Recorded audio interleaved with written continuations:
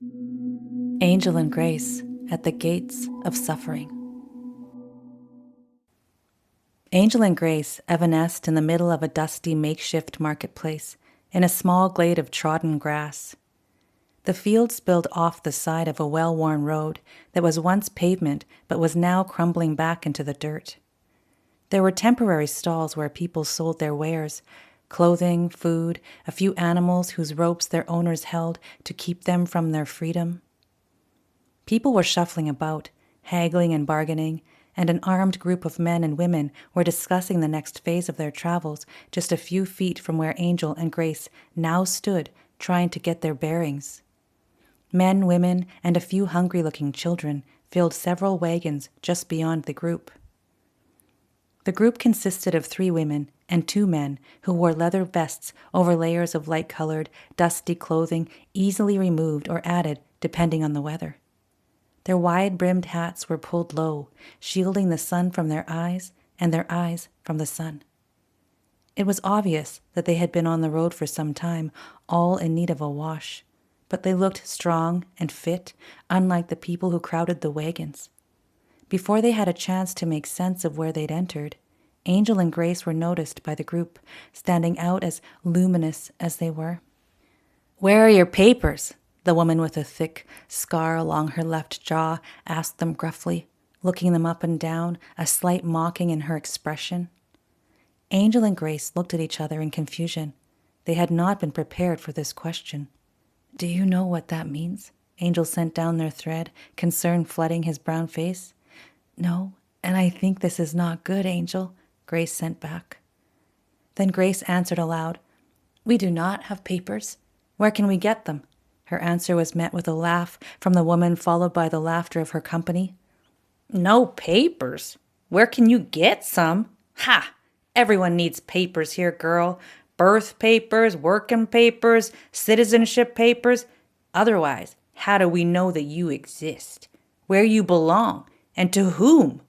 She moved closer and eyed Grace closely, close enough for Grace to have to fight the urge to recoil from her acrid breath. "Where you from, girl?" she drawled. "The woods somewhere? No, let me guess. World's End." She spat then, brown liquid, the combination of saliva and the chew she had stuffed in her bottom lip, and a chorus of laughter erupted from the group. Who are these people? Grace thought, looking toward the people in the wagons who diverted their eyes from Grace's imploring gaze.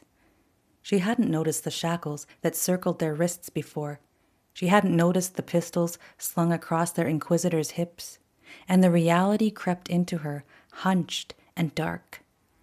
These were the slavers Acaria Hector told them to avoid at all costs, and they were here, at their mercy, and no papers. She felt Angel tremble through their thread as he realized, at that moment, the very same thing. "Well, well, get them corralled with the others then. They're fair game. No one owns them, and they don't own themselves, so here we are with a boon. We will get a fine price for these 2. They look fit and healthy. Maybe not that bright, though," she ridiculed. Then an idea overcame her weathered face. "You're not from the East, are you? Strangers!" Then her expression turned cold, the laughter left her face, and she took a step back. "Stupid, pathetic, backward people," she spat, then added, "but you will still fetch a good price. Strong backs and all. Look at you, all fancy and clean. Well, you're in the Wild West now," she jeered. When the slavers in the woman's company grabbed them, shackled them, and shoved them into the carts, Angel and Grace did not fight, not yet. They knew they would only get themselves killed or separated. They would bide their time, feel into the right moment to do just the right thing.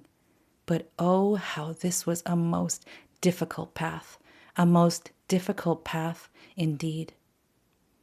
Together, their hands bound, bumping shoulder to shoulder in the rocking cart, they made their way down the dusty road toward the muted orange of the setting sun, the sun that curtsied and bowed to the coming night. They looked up, past the downcast eyes of their new companions, ahead to their next destination, one they recognized as the gates of suffering. "We will pass through, my angel," Grace thrummed.